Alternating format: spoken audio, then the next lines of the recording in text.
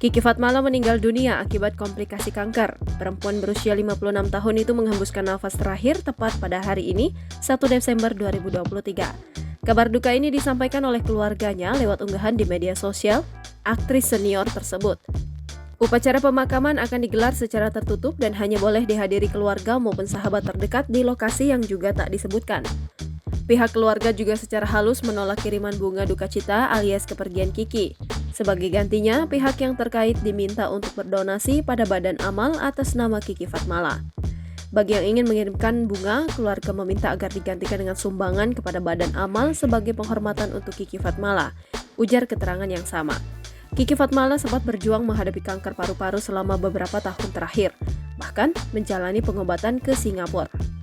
Dengan kesedihan mendalam dan hati yang berat, kami ingin mengumumkan berpulangnya yang tercinta Kiki Fatmala.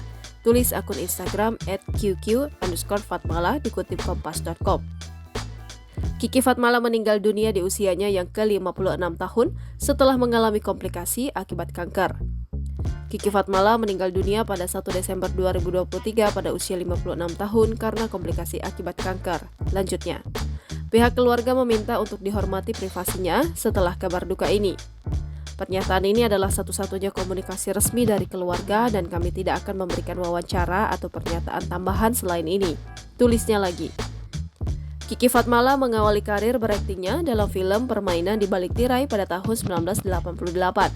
Namanya mulai melambung ketika berperan sebagai Mariam dalam sinetron horor komedi Mariam Si Manis Jembatan Ancol 2 pada tahun 1994. Download Tribun X sekarang, menghadirkan lokal menjadi Indonesia.